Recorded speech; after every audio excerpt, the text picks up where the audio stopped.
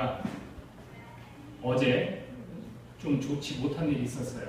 그 일은 뭐냐면 저희 아들이 토요일 방과 후 공부라고 해야 되나? 그런 활동을 해요. 축구를 하는데 얘가 아침을 먹고까지 안 했어요. 그래서 또 늦게 일어났고요. 그래서 제가 가지 말려고 그랬어요. 그냥 쉬어라, 오늘 쉬어라 라고 말했는데 축구를 하고 싶어서 갔어요. 그래서 10시 20분이면 끝나고 10시 반이면 정확히 집에 들어와요. 근데 그날따라 집에 안 들어오는 거예요.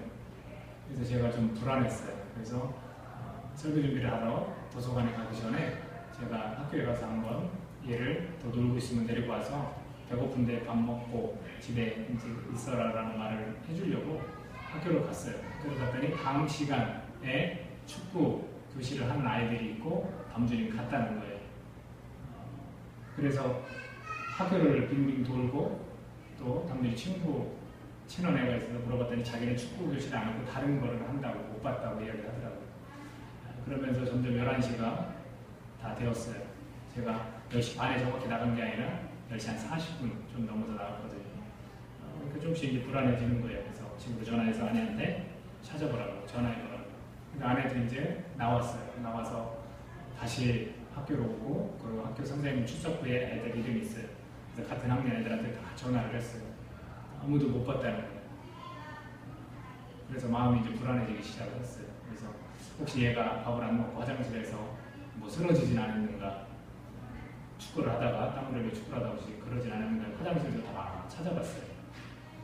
제가 이제 생각난 것이 관리사무소에 방송을 해서 얘가 친구네 집 가 있으면 집에 이제 와달라고 부탁을 해야겠다라고 생각을 했죠. 관리사무소에 전화했더니 조금만 더 기다려보라고 12시가 넘으면 그때는 방송해주겠다고 하더라고요. 그래서 알겠다고 전화를 끊고 다시 이제 아내하고 이쪽저쪽을 막 찾으러 다녔어요.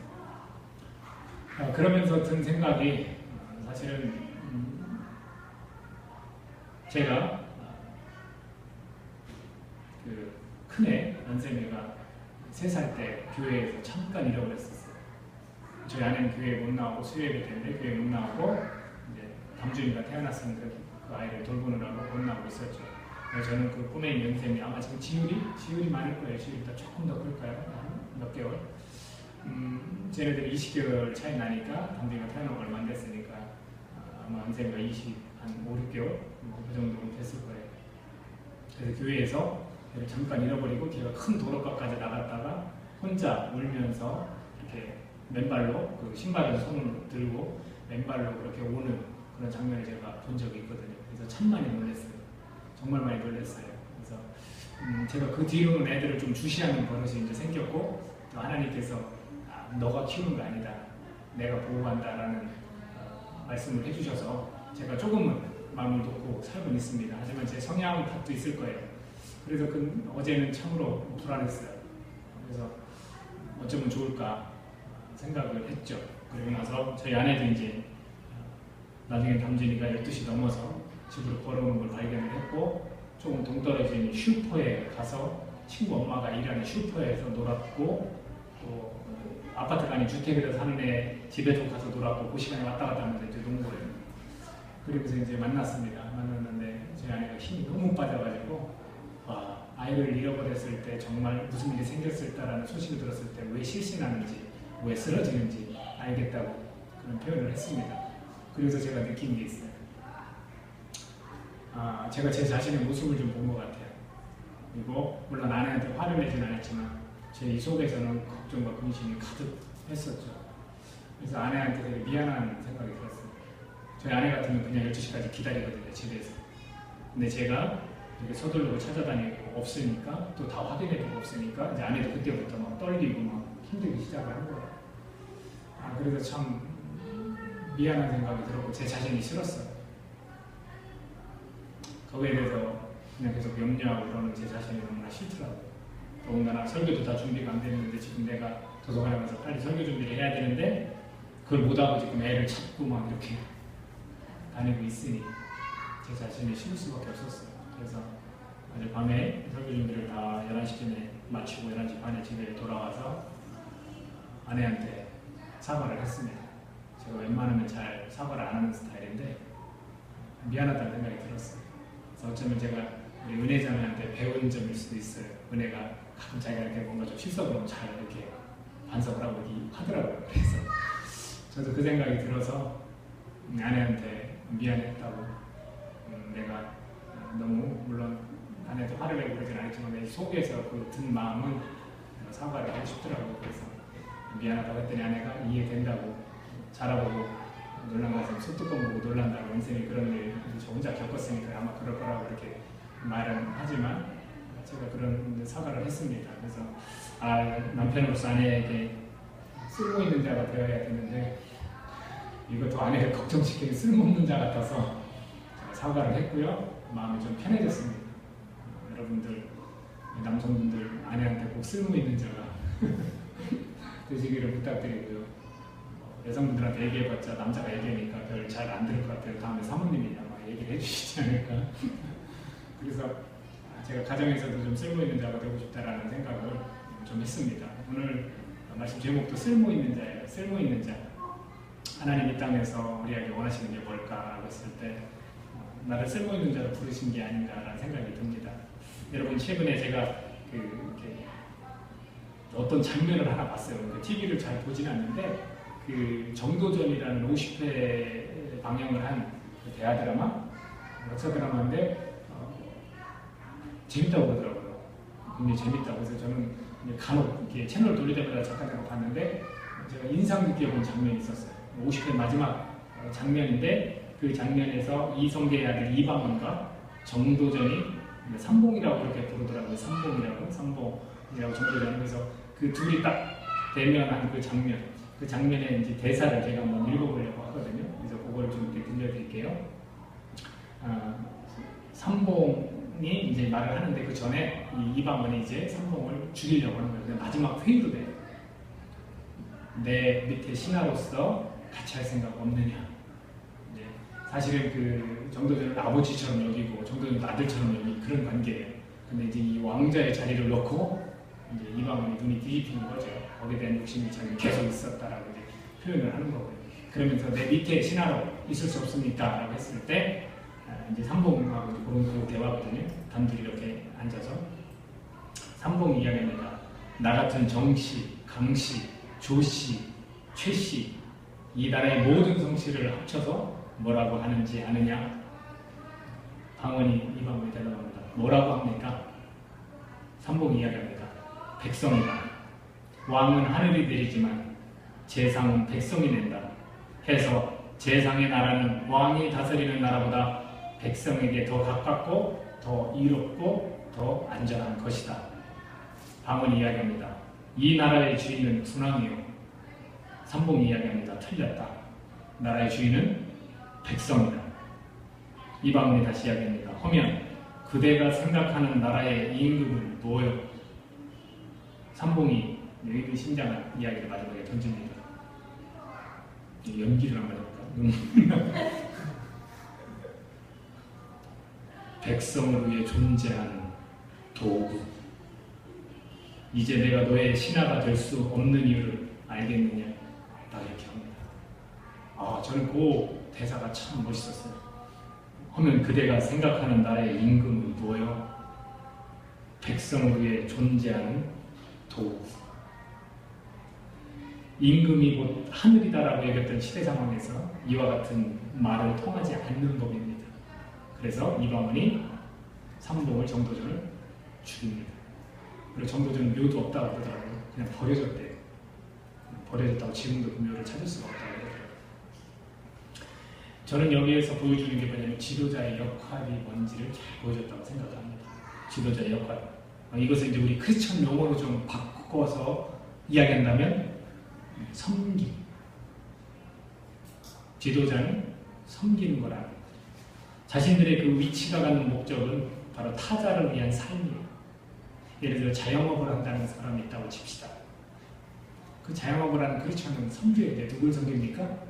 손님들을 섬기는 거죠.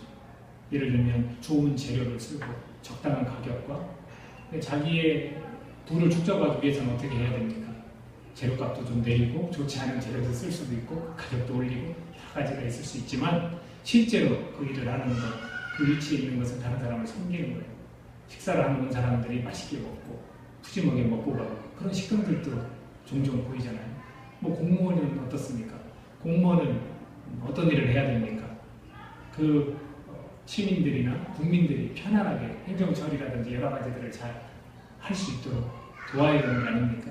근데 비리에 연루되고 자기들 편한 대로 행정 체계를 만들고 그러면 안 되지 않습니까? 또 만약 의사라면 어떻습니까? 의사의 위치라면 당연히 환자를 위해서 정확히 잘 진료해주고 그 환자가 어떤 병에 걸렸는지를 잘 진단해주고 치료해주는 선생님이라면 어떻습니까? 가르침을 받는 학생들을 잘 섬기는 거죠. 그래서 올바른 그런 사회생활을 잘 할 수 있도록 준비시키는 그런 역할들을 선생님들이 해야 되는 거죠. 신앙인의 직분이 그렇지 않습니까? 여러분, 우리가 지난 시간에 이야기를 나눴지만 선한 목자 되신 분은 단 한 분이십니다. 예수님. 그러나 교회에는 특히 이제 지인지 교회는 직분이 두 가지가 있습니다. 목사와 집사. 그리고 그렇다면 그 목사는 어떤 일, 왜 그 직분을, 그 위치를 왜 갖는 것입니까? 그것은 타인을 섬기는 겁니다. 베드로전서 5장 3절에 보니까 양무리의 본이 되라고 베드로는 이야기해 주고 있습니다. 양무리의 본이 되라. 그렇습니다. 선한 목자는 저는 될 수가 없지만 예수님을 따르는 우리는 양이지만 그 중에서도 저는 목사로서 양무리의 본이 되어야 돼요. 신앙인의 삶이 어떤지 하나님 앞에서 어떻게 살아야 되는지 그것을 보여주는, 잘 그걸 드러내주는 그런 사람의 삶을 살아야 돼요. 집사는 누굽니까? 리더들이에요. 리더들. 여러분 누구를 위한 자리인가요? 이 목사나 집사가 공동체 안에서 누구를 위한 자리예요? 그것은 바로 믿음이 연약한 자들 돕는 겁니다. 그리고 소외되고 아픔을 겪는 자들과 함께하는 거예요. 그리고 병든 자들을 위해서 우리는 기도하고 도와주는 겁니다. 또는 복음 전하는 자들, 그런 자들과 우리가 함께하는 거예요. 그래서 우리의 직분이 리더와 목사, 집사 이런 역할들을 우리가 하는 겁니다. 여기에서 우리가 아주 중요한 건 뭐냐면 세상 나라와 하나님 나라의 개념 이해가 중요하다는 겁니다. 예를 들어서 세상 나라는 잡아먹고 잡아먹히는 그런 나라예요. 힘이 지배하는, 강자가 약자를 함부로 해도 되는, 돈 많은 자가 돈 없는 자를 함부로 해도 되는 그런 나라일지도 모릅니다. 하지만 하나님 나라는 그렇지 않다는 거죠. 성경은 하나님을 왕으로 묘사합니다. 언제나 왕은 오직 한 분이고 유일하시다고 그렇게 선언하고 있습니다. 근데 그러면서도 이 땅에서는 그런 불림의 실제는 없다라는 것을 우리가 알아야 됩니다. 하나님이 이 땅에서 친히 인간의 몸을 입고 오셨기 때문입니다. 우리가 지금 계속해서 보고 있는 요한복음 1장 1절에서 뭐라고 이야기합니까? 태초에 말씀이 되시니라. 이 말씀이 하나님과 함께 계셨으니 이 말씀은 곧 하나님이십니다. 그리고 14절에 가서는 1장 14절에 가서는 말씀이 육신이 되었다. 또 오늘 우리가 읽은 10장 30절에서는 나와 아버지는 하나다라고 표현하고 있습니다. 성부와 성자 거기에 관해서는 또 10장 15절에서 아버지께서 나를 아시고 내가 아버지를 아는 것 같다라고 표현하고 계십니다. 예수님은 자기 양을 위해서 목숨을 버리는 선한 목자라고 말씀을 해주셨습니다. 그리고 그렇게 육신의 몸을 입고 이 땅에 오시는 것에 대해서도 마태복음 20장 28절에서 이렇게 이야기합니다. 인자가 온 것은 섬김을 받으려 함이 아니라 도리어 섬기려 하고 자기 목숨을 많은 사람의 대속물로 주려 함입니다. 자기가 불림을 하는 게 아니에요. 섬김을 받으려 하는 게 아니에요. 오히려 섬기려고 많은 사람이 대속물로 자기 목숨을 주려고 그렇게 오셨다는 겁니다. 세상 나라는 이 팩트, 이것이 이해가 되지 않고 이해를 하려고 해도 이해할 수 없습니다. 왜냐하면 믿음으로만 가능하기 때문입니다. 여기에서 자세히 이야기할 수 없지만 믿음, 내가 알아야 믿지 않습니까? 라고 말할 수도 있어요. 하지만 믿고 아는 것이냐, 알고 내가 믿는 것이냐, 저 같은 경우에는 믿어지고 알았습니다. 내가 뭔가를 계속 차곡차곡 다 쌓아서 성경에 관한 이야기들이 이런 거구나 해서 제가 믿은 것이 아닙니다. 좀 믿어졌어요. 그 뒤로 하나하나씩 깨달아가기 시작했어요. 제가 주보에 올린 이달에 책이 있어요. 과연 이 아우구스티누스 아퀴나스 과연 이 부분에 대해서 신앙과 이성 궁금하신 분들은 한번 읽어보면 많은 도움이 될 거긴 합니다. 여기서 그런 긴 얘기는 하지 못하지만 여하튼 세상 나라는 이 사실을 이해하지 못한다는 거, 이해할 수도 없다는 거. 다만 이것은 믿음으로만 가능하다는 것. 이 하나님이라는 그 주권자, 그 통치자가 있고 그분은 경배의 유일한 대상이라는 겁니다. 그리고 나머지 그분의 그 백성들은 서로 사랑하고 섬기는 존재들이라는 겁니다. 이것이 하나님이 설정해놓은 거예요. 이거 하나님의 세팅이에요. 이걸 원하시는 겁니다. 다 양인 걸, 우리가 다 양인 걸 어떻게 합니까? 우두머리가 없는 그 양무리로 비유해서 말씀하시는 겁니다. 여러분, 하나님이 바라시는 것은 무엇입니까? 하나님 사랑과 이웃 사랑이에요. 하나님 사랑은 어떻게 드러납니까? 왕께만, 하나님께만 영광을 돌리는 것. 그게 하나님 사랑이에요. 이웃 사랑은 어떻게 드러납니까? 이웃을 섬기는 거예요. 예수님이 이 땅에서 우리를 섬기러 오셨듯이 우리도 그렇게 섬기라는 겁니다. 여러분, 드라마의 그 대사처럼 임금은 백성의 도구가 되어야 하듯이 이 땅에 존재하는 양들은 모두 서로 섬기는 관계가 되어야 한다는 겁니다. 이것이 하나님 나라의 엄격한 계명입니다. 오늘 우리가 이것을 깨달을 것입니다. 오늘 본문을 보면요, 과거나 지금이나 사람들은 언제나 의견이 분분합니다. 19절에서 뭐라고 했습니까? 19절에서 이 말씀으로 말미암아 유대인 중에 다시 분쟁이 일어났다라고 표현을 합니다. 사람들은 이거다 저거다 잘 나뉘고요, 그로 인해서 다툼이 일어나곤 합니다. 내가 이 땅을 살아가면서 누구의 말을 들을 것이냐는 아주 중요한 문제인 것 같습니다. 양은 목자의 음성을 듣는다고 말씀을 해주셨습니다. 주인에게 귀를 기울인다는 얘기예요. 여러분, 강아지 좋아하세요? 강아지? 저는 강아지를 참 좋아해요. 근데 지금은 저희 아내가 많이 싫어하는 편이라 기르지 못하지만 마당에 있는 집에 가면 저는 반드시 아마 강아지를 기를 겁니다. 그 중에 하나가 어머니 아버지가 없는 그런 상태로 집에 혼자 있을 때가 많았어요. 그때마다 제가 같이 놀았던 건 강아지. 조금 더 큰 거니까 개라고 그래요. 조금 이게 큰 개를 옆에다 놓고 그렇게 개한테 기대도 잔 적도 있어요. 왜냐면 어머니는 이렇게 시장에 나가시고 그 시장에서 돌아올 때 이만한 막 그 알사탕 같은 막 큰 거 있잖아요. 설탕이 막 이렇게 각설탕이 막 붙어있는 그걸 막 항상 기다리는데 혼자 그렇게 기다렸던 것이 기억이 납니다. 대문 앞에 쭈그리고 앉아서 개하고 같이 옆에서 졸기도 하고 그랬던 것이 기억이 나요. 여하튼 저는 강아지를 좋아합니다. 그 중에서 하나 기억나는 강아지가 있어요. 저는 강아지를 이렇게 탈 때 옆에서 막 많이 울었고요. 막 이렇게 나무 가지에다 놓고 막 개를 막 이렇게 잡아가잖아요. 막 많이 울었고 또 작은 강아지가 죽었을 때도 묻어주면서 많이 울었어요. 그 중에 하나가 이름이 뭐냐면 비랭이에요. 비랭이. 비랭이라는 이름을 지어줬거든요. 저희 누님이 지어줬는데 그냥 불렀어요. 비랭아 비랭아 하고서 처음에 우리 집 갔을 때 그 침대 밑으로 쏙 숨어 들어가서 한참 안 나왔던 그런 강아지인데 점점 커가면서 이제 집에서 기르지 못하고 이제 밖에서 이제 기르기 시작해서 정말 커봤자 이 정도밖에 안 됐어요. 근데 걔가 그렇게 잘 따랐어요. 우리 집 친구들. 그래서 비랭아 비랭아 하고 부르곤 했죠. 근데 동네 사람들도 그 강아지 이름을 알겠습니까 모르겠습니까? 자연스럽게 알게 됐어요. 그러다가 얘가 막 이제 좀 돌아다녀요. 돌아다닐 때 그 강아지를 불러요. 비랭아 하고 불러요. 근데 저 같이 있던 친구나 아니면 동네 분 누가 딱 부르잖아요. 그럼 얘가 강아지가 비랭아 하면 자기 이름을 부르는지 아니까 딱 쳐다봐요. 그럼 다시 돌려요. 근데 제가 비랭아 하면 딱 쳐다보고 와요. 저 있는 대로. 이름은 부르는 거는 아는데 결국은 다른 사람이 부르면 외면하고 주인이 부르면 딱 듣고 쳐다보고 막 달려요. 저는 그런 경험이 있기 때문에 이 양이 주인에게 귀를 기울인다는 것을 잘 알 수 있습니다. 나를 창조하신 분이 나의 주인이다라는 것을 제가 깨달았기 때문에 그분의 음성을 듣습니다. 만약 내가 주인이면 나는 나의 음성을 들어야 합니다. 또는 이 사회가 나의 주인이면 이 사회의 음성을 들어야 합니다. 이 사람들이 이렇게 분쟁이 일어났어요. 그러면서 둘로 나눠집니다. 그러나 한쪽은 다수고 한쪽은 소수입니다. 다수가 말하는 의견이 이랬습니다.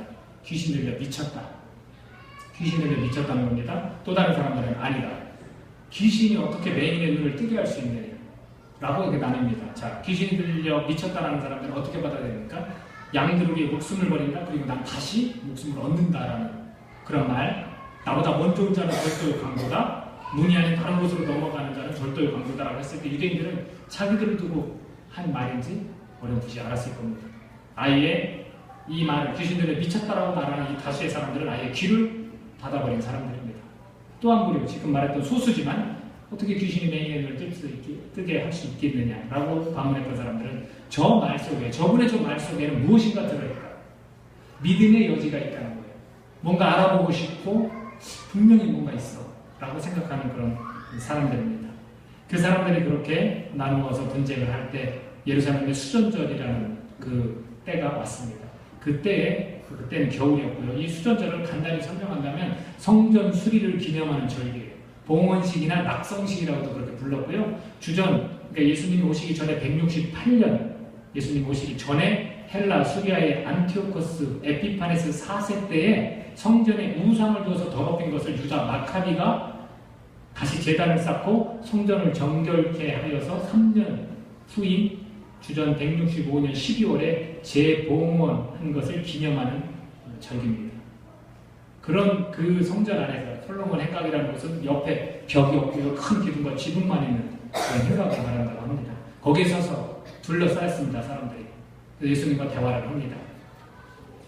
자기들이 중요시 생각하고 자기들이 중심이라고 생각하는 그 성전에서 예수님과 대화가 진행이 됩니다.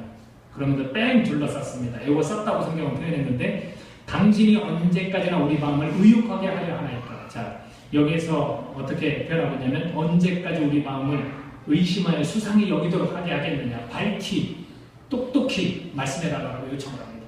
자, 이 요청에 들어있는 의미는 저 두 가지를 봤습니다. 첫 번째, 말씀해 주세요. 그럼 우리가 믿겠습니다. 네, 믿으라고 그럽니다. 또 하나는 선입관이에요. 이미 귀신 들려 미쳤다. 귀를 닫아버린 상태에서 귀를 닫아버린 상태에서 선입관을 가지고 내 정체를 밝혀라라는 거죠. 조롱하는 겁니다. 귀신 들린 게 너는 분명해. 빨리 진실을 말해. 라고 질문을 하는 거라는 거죠. 저는 이 두 번째로 봅니다. 그 근거는 뒤에서 좀 더 예수님의 그 말씀에 의해서 근거가 되고 있습니다. 자, 이게 이 선입관, 성전 중심의 틀이 문제라는 거예요. 성전 중심의 틀. 봐라, 이 성전이 얼마나 소중한 거냐면 우상을 갖다 집어넣었지만 이 성전이 다시금 깨끗하게 해서 우리가 다시 하나님께 드린 곳이다. 이곳이 정말 하나님의 임재가 있고 하나님 앞에 예배드릴 수 있는 아주 중요한 그런 장소다. 라는 생각을 가지고 있는 겁니다. 근데 예수님께서 어떻게 했습니까? 그들의 성전에서 비둘기 팔고 돈 바꾸는 사람들의 상을 뒤집어 엎었어요. 그들이 그렇게 소중히 여겼던 곳에서 그들의 이익을 위해서 장사를 했습니다. 아니, 상인들이 장사하도록 내버려뒀습니다. 자기들은 편하게 예배를 드리는 거예요. 제가 말씀드렸죠? 그 비둘기 파는 것과 동전을 바꾸는 걸 통해서 수익이 난다고. 예수님이 어떻게 했습니까? 그걸 다 뒤집어 엎었어요. 만민이 기도하는 집이다. 그리고 이 성전은 표적을 보이라고 했을 때 이 성전을 다 허물 것이다. 그리고 3일 만에 나는 다시 이 성전을 지을 것이다. 46년 동안 지은 이 건물을 네가 어떻게 다시 짓겠다는 거야? 너 미친 거 아니야? 라고 했을 때 그 말뜻은 뭐였습니까? 예수님이 십자가에 달려 죽고 사흘 만에 다시 살아나겠다. 이제는 장소적인 성전에서 예수 그리스도가 온전한 진짜 성전이라는 것을 말해주고 있는 거죠. 바로 그 성전 중심의 그 틀이 예수님이 새로운 패러다임으로 이제는 신앙생활이 달라진다는 것을 말씀해 주시고 깨러 오셨는데 여전히 그 틀에서 문제제기를 하고 있습니다. 우리도 마찬가지예요. 우리도 세상적인 틀이 문제예요. 내가 신앙생활을 한다면서 하나님을 섬긴다면서 세상적인 틀로 계속해서 고민을 하는 겁니다. 예수님을 믿으려면요, 이 틀을 뛰어넘어야 하는 것입니다. 그러려면 다가와야 해요. 그리고 알려고 노력을 해야 한다는 겁니다. 도대체 그 새로운 패러다임, 그게 뭘까? 예수님께서 도대체 원하시는 신앙 방식이 뭘까? 라고 알려고 해야 되고 다가와야 되는 겁니다. 사모함이라는 것이 전적으로 작용을 한다는 겁니다. 예를 들어서 내가 예수님에 대해서 궁금해요. 몰라요. 그랬을 때 사모함이 있어야 됩니다. 도대체 내가 깨야 될 틀이 뭔지. 거기에 대해서 내가 다가오고 하려고 한다고 할 때 공동체에서 요구를 하는 겁니다. 뭡니까? 예배에 참석해 보십시오. 꾸준히 예배에 참석해 보십시오. 하나님을 알아갈 것이며 예수님이 누군지를, 성령님께서 어떻게 역사하신다는 것이 무엇인지를 깨달아갈 것입니다. 또 기도해 보십시오. 또 성경을 읽으세요. 라는 그런 요구들을 합니다. 그런 것들에 대해서 1년에 내가 사모하는 마음으로 태도를 보여야만 그게 가능해지는 거죠. 하지만 그들은 그 성전 중심의 틀을 깨지 않고 선입관을 가지고 예수님을 대했다는 겁니다. 예수님의 이제 말씀을 통해서 바로 이들이 믿으려고 합니다가 아니라 바로 선입관을 가지고 조롱하고 진실을 말해달라고 요청하는 거라는 것을 알 수 있습니다. 그렇게 했더니 예수님께서 뭐라고 하셨습니까? 내가 너희에게 말하였을 때, 과거형입니다. 이미 여러 번 되풀이해서 이야기해도 너희들은 받아들이지 않는다는 겁니다. 믿지 아니하는도다라고 거듭 말씀하십니다. 왜냐하면 내 양이 아니기 때문에 믿지 않는다는 겁니다. 예수님은 요한복음 2장 24, 25절에서 어떻게 표현하고 있냐면 모든 사람을 알고 계시다라고 표현을 했고요. 그 다음에 사람에게 마음속에 있는 것까지도 알고 계신다라고 표현을 했습니다. 자, 그렇다면 내 양이 아니기 때문에 믿지 않는다라고 했을 때 유대인의 불신의 벽을 알아채신 거라는 겁니다. 그리고 이어서 뭐라고 하냐면 내 양은 내 음성을 듣고 나를 따른다. 내가 그들을 잘 안다라고 표현을 하고 계십니다. 이미 예수님께서 내 양이 아니라고 선언하신 거는 바로 유대인들의 그 불신의 벽을 알고 계시다는 거예요. 이것을 예정론, 이미 그들은 양이 아니고 정해졌어? 이런 차원이 아니라는 겁니다. 이미 사람의 속을 알고 계신 주님께서 그들을 대면하고 그들과 대화할 때 이 속에서 가지고 있는 그 선입관, 그 틀, 그걸 깨지 못하고 있음을 이미 알고 계시다는 겁니다. 그러면서 말씀하시죠. 내 양 내 음성을 듣고 나를 따른다. 내가 그들을 잘 안다. 그리고 그들에게 영생을 준다. 영원히 멸망하지 않고 아무도 내 손에서 빼앗을 자가 없다라고 이야기를 해주십니다. 그러면서 하나님과 동등한 권세를 지니심을 설명해주고 있습니다. 양을 주신 분은 아버지고 만물보다 크심에 아무도 아버지 손에서 빼앗을 수 없다. 그러면서 30절에서는 나와 아버지는 하나다. 바로 성부 하나님, 성자 하나님의 동등성을 말해주고 있고 우리는 그것을 이해해야 됩니다. 그러니까 이 말을 듣고 있는 그 유대인들은 그것을 이해해야 되지만 그러지 못한다는 거죠. 그랬더니 이 유대인들이 어떻게 합니까? 돌로 치려고 합니다. 돌로 막 집어서 치려고 해요. 자, 돌로 치려고 했던 장면 두 장면이 있습니다. 그 두 장면이 뭐냐면 5장 18절에서 38해 된 병자를 고친 베데스다 연못에서 38해 동안 병을 앓던 사람을 고친 그 이야기입니다. 유대인들이 이로 말미암아 더욱 예수를 죽이고자 하니 이는 안식일을 범할 뿐만 아니라 하나님을 자기의 친아버지라 하여 자기를 하나님과 동등으로 삼으심이라. 안식일 문제도 있지만 신성모독이 여기에 또 있습니다. 또 하나 유대인의 조상 아브라함이 나기 전부터 내가 있었다고 예수님은 설명을 했습니다. 그랬을 때 8장 59절에서 그들이 돌을 들어 치려 하거늘 예수께서 숨어 성전에서 나가십니다. 역시 자기들이 믿고 따르던 그 조상 아브라함보다 먼저 있었다라고 한 신성모독이죠. 역시 인간으로서 네가 50세도 안 됐는데 어떻게 아브라함보다 먼저 있었느냐라고 했을 때 예수님은 말씀하셨죠. 그랬을 때 그들이 돌로 들어서 치려고 했습니다. 자, 이 이유들이 다 신성모독 때문이라고 해요. 그래서 오히려 예수님께서 질문을 해버리죠. 내가 아버지로 말미암아 여러 가지 선한 일로 너희에게 보였거늘 32절에서 그렇게 이야기하면서 그 중에 어떤 일로 나를 돌로 치려 하느냐. 자, 33절에서 신성모독이라는 표현을 정확히 쓰고 있습니다. 유대인들이 대답하되 선한 일로 말미암아 우리가 너를 돌로 치려는 것이 아니라 신성모독으로 인하니 네가 사람이 되어 자칭 하나님이라 함이로라. 자, 신성모독 때문에 돌로 치려 한다는 겁니다. 근데 저는 여기에서 의문을 제기합니다.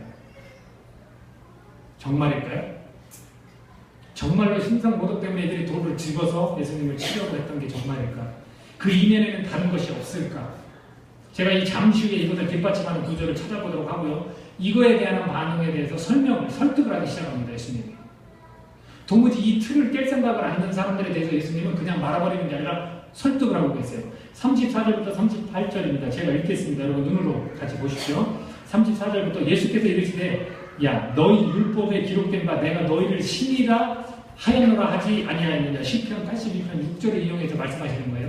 성경은 폐하지 못하나니 하나님의 말씀을 받은 사람들을 신이라 하셨거든.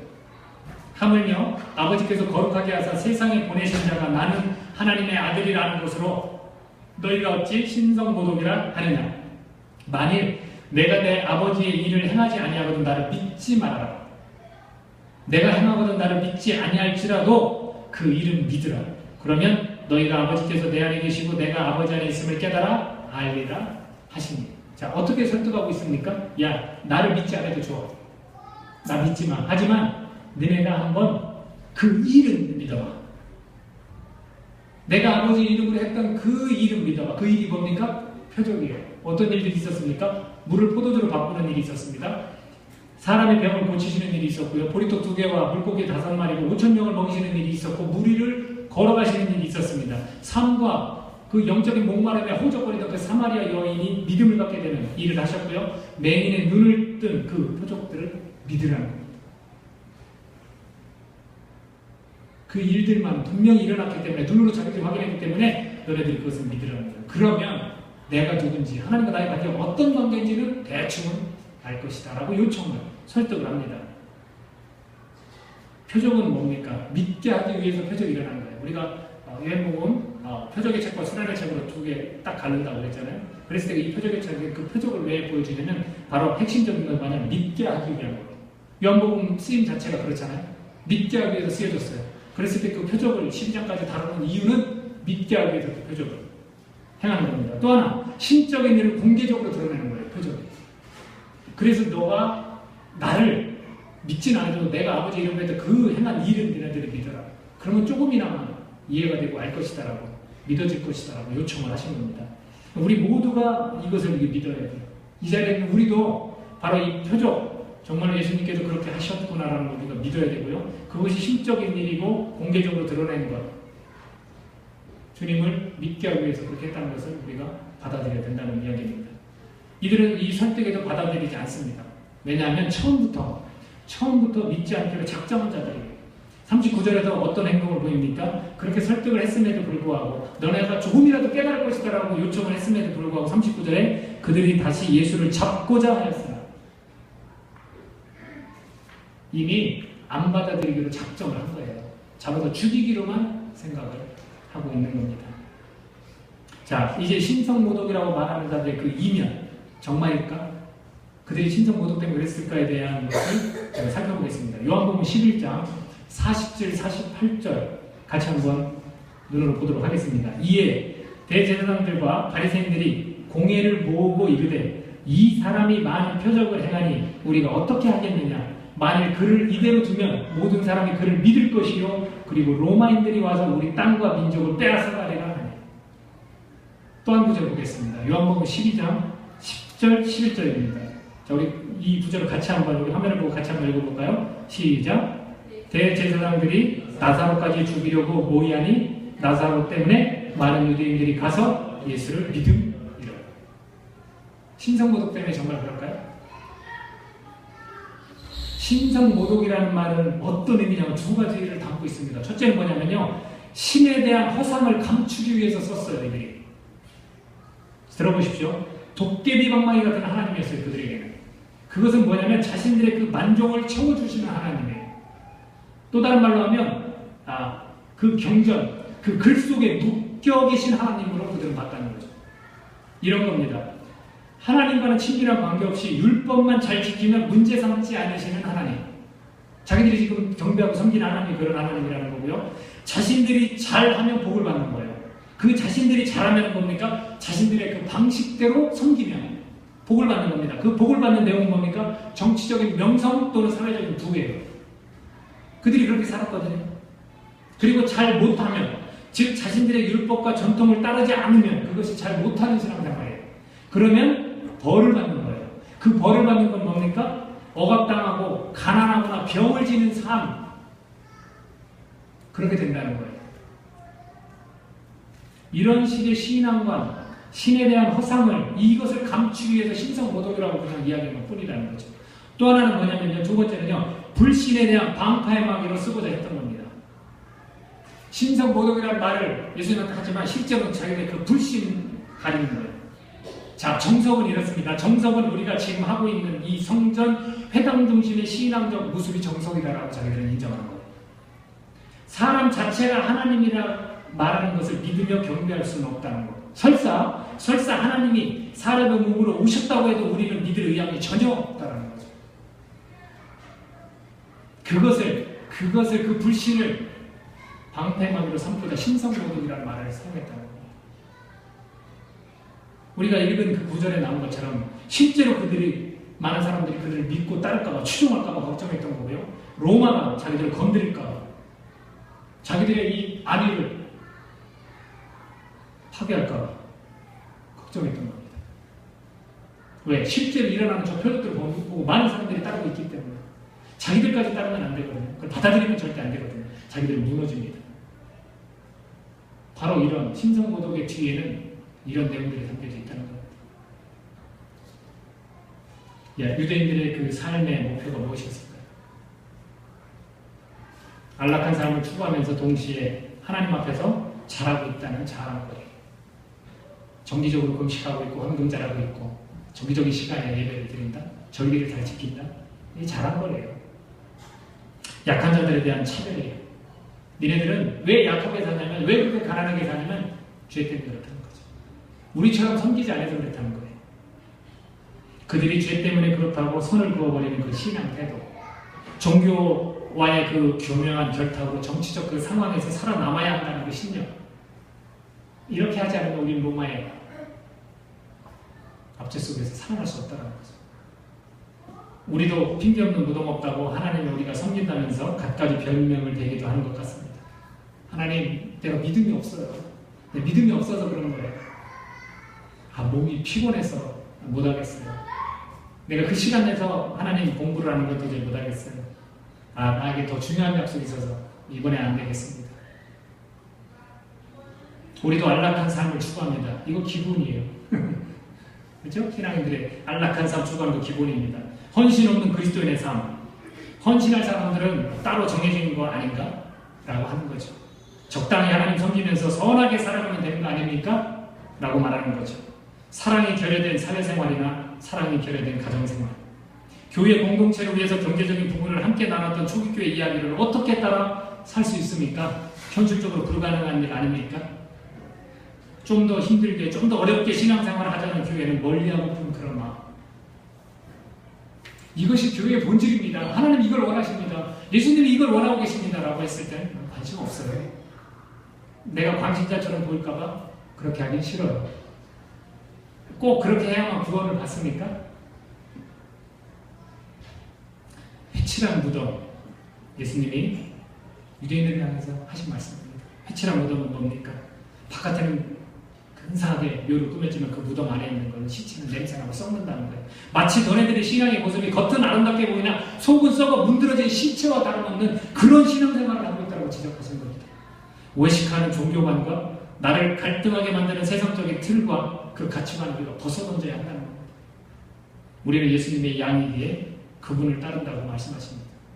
끝으로, 오늘 본문 끝으로 제가 살펴볼 것이 하나 있습니다. 우리는 끝으로 이 침례 요한의 역할에 좀 주목해야 할 것입니다. 42절에서 뭐라고 되어 있습니까? 그리하여 거기서 많은 사람이 예수를 믿으리라.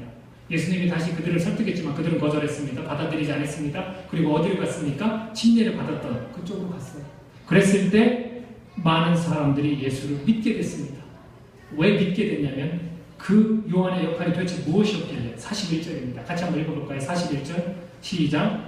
많은 사람이 왔다가 말하되 요한은 아무 표적도 행하지 아니하였으나 요한이 이 사람을 가리켜 말한 것은 다 참이라. 요한이 무슨 얘기를 한 겁니까? 자기를 드러냈습니까? 자기 신앙을 내가 나처럼 수도사처럼 나처럼 묵상하면서 그렇게 살아야 된다고 얘기한 적 있습니까? 냅두기와 석청을 먹으면서 그런 얘기 잘한 적 한 번도 없습니다. 단지 예수님에 관해서 그분이 구원자다라고 설명했을 뿐입니다. 나는 아무것도 아니다라고 설명했을 뿐입니다. 바로 요한이 예수님에 대해 가르쳤던 말한 것이 요한의 역할이었던 것입니다. 여러분, 양의 역할이 무엇입니까? 왜 예수님은 우리를 양으로 비유하셨을까요? 목자가 필요하기 때문에? 그것도 맞습니다. 우리가 지난 시간에 봤듯이 목자가 필요하기 때문에 그래요. 또 하나가 있습니다. 양의 쓸모에 대해서 설명해주고 싶었습니다. 제가 지난 시간에 다 이야기하지 못한 분이 바로 이 부분입니다. 여러분, 양이요 어떤 쓸모가 있는지 아십니까? 저 이거 보고 놀랐어요.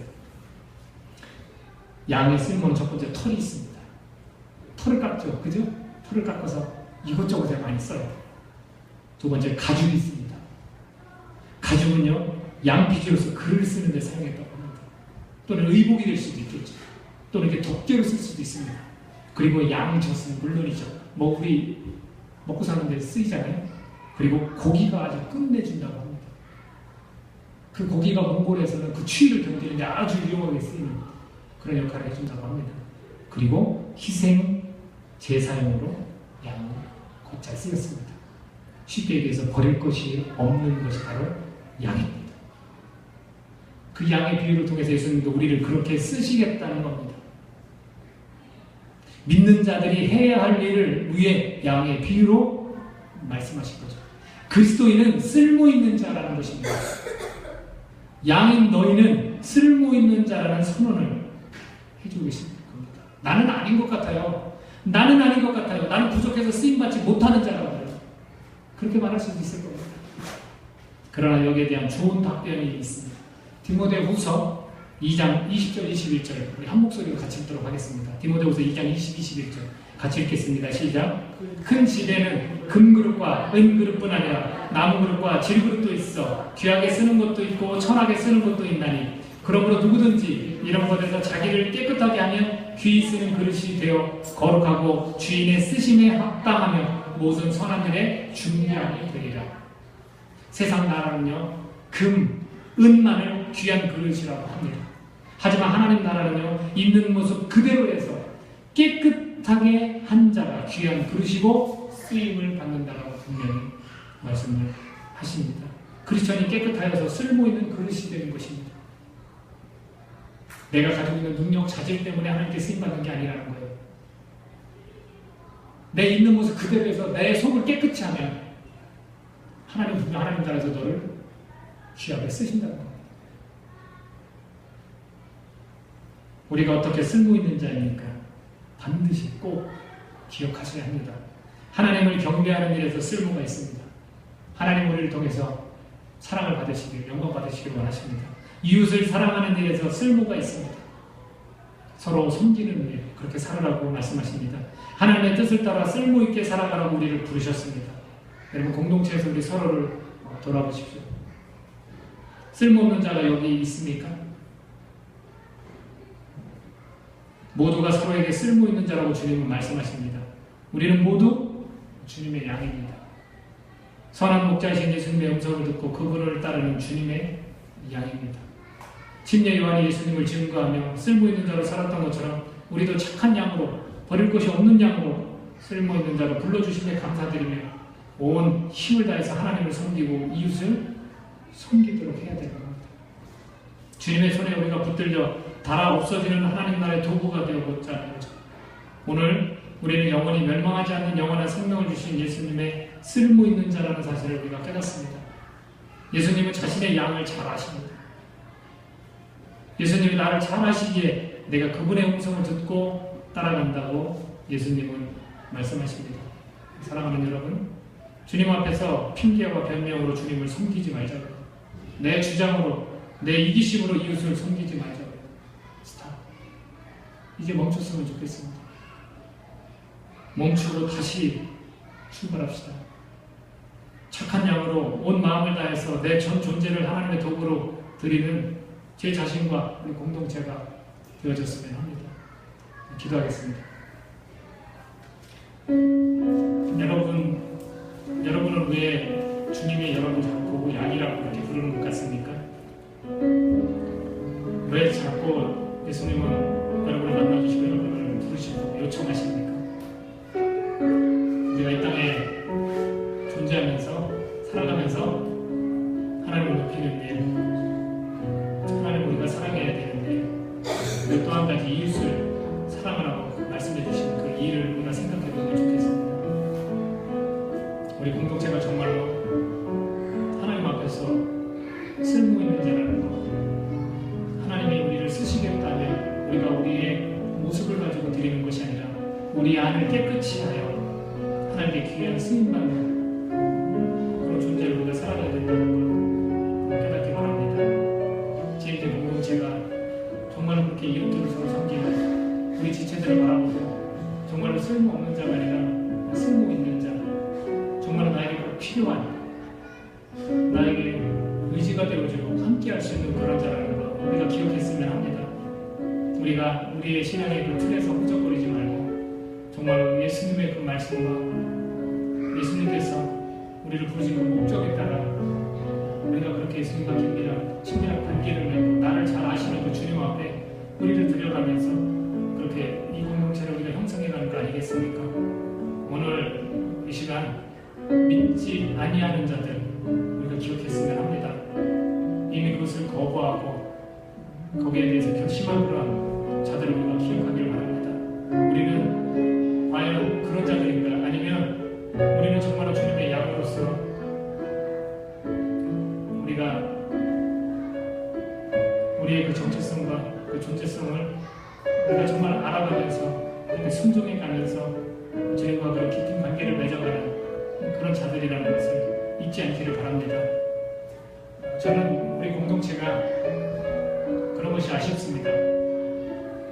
믿지 않는 자, 아직 못하는 자들이 있음에도 불구하고 거기에 관해서 우리가 같이 협력하고 거기에 관해서 우리가 꿈을 보이고 거기에 관해서 함께 나눌 수 있는 그 부분이 더 필요한 것이 아닌가라는 생각이 드는 겁니다. 또 한 가지 안타까운 것은 이미 양의 물이 그 속에 들어있으면서도 계속 세상적인 틀과 그 가치관과 갈등하면서 싸워가는 그 모습이 좀 마무리가 되었으면 좋겠다는 생각을 갖고 있습니다. 온전히 주님만 바라보고 선한 목자 되신 예수님만 따라갈 수 있는 그런 신앙이 되었으면 하는 간절한 바람이 있습니다. 우리 자신을 돌아보면서 이 시간 함께 기도하는 시간을 갖겠습니다. 기도하겠습니다.